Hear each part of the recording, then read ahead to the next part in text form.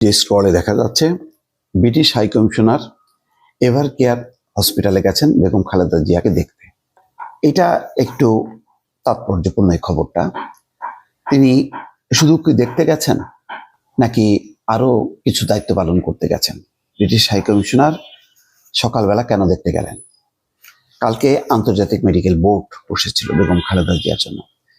সেখানে তাকে বিদেশে নেওয়া যায় কিনা তার একটা বৈঠক তারা করেছে, যদিও তারা অফিসিয়ালি বলেনি যে বেগম খালেদা জিয়া এখন যে পর্যায়ে আছেন সেই অবস্থা থেকে তাকে নেওয়া যাবে কিনা।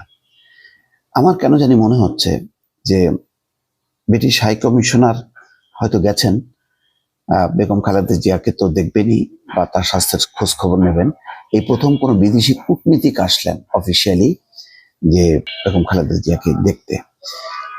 তো যেহেতু গত বেশ কিছুদিন থেকে, বেশ 8-10 দিন থেকে আলোচনা যে খালেদা জিয়াকে আবারও লন্ডনে নেওয়া হবে, এবং যার কারণে তারেক রহমান আসছেন না।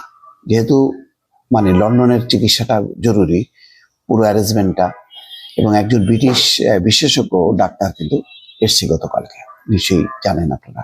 তারেক রহমানের ইচ্ছা যে বেগম খালেদা জিয়ার চিকিৎসাটা লন্ডন ক্লিনিকে, যেখানে আগে হয়েছিল 5-6 মাস আগে, সেখানে আবারও তাকে নেওয়া হোক এবং সেই চিকিৎসাটা তাকে দেওয়া হোক। হয়তো যুক্তরাজ্যের হাই কমিশনার এসছেন ওই আন্তর্জাতিক যে মেডিকেল বোর্ড, তাদের সঙ্গে কথা বলতে, যে যদি তেমন হয় বেগম খালেদা জিয়াকে নেওয়ার মতো, তাহলে হয়তো যুক্তরাজ্য সরকারও একটা উদ্যোগ নিতে পারে তাকে যুক্তরাজ্যে নিয়ে যাওয়া এবং তার চিকিৎসা করানো। সেই আলোচনাটা হয়তো হইতে পারে। আমরা আসলে আমাদের কাছে একদম টু দ্য পয়েন্ট তথ্যগুলো না থাকলে আমরা একটু 2-4 মিলাই, সেই 2-4 মিলায় আমাদেরকে কথাবার্তা বলতে হচ্ছে।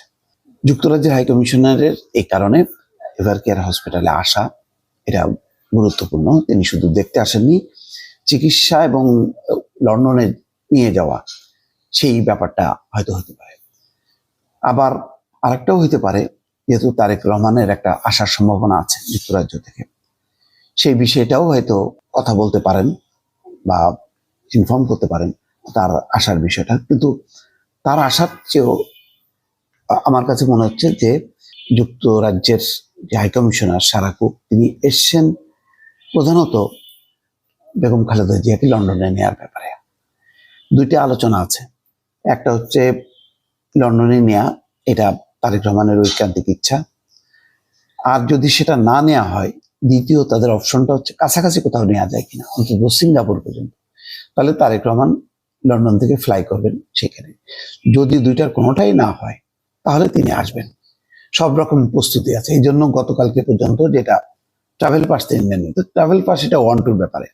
উনি যাওয়ার সাথে সাথে লন্ডন হাই কমিশন থেকে যেয়ে তার বাসায় পৌঁছে দিয়ে আসবে। টিকিট কাটা, আসতে যতটুকু সময় লাগে, 10-15 ঘন্টা লাগে।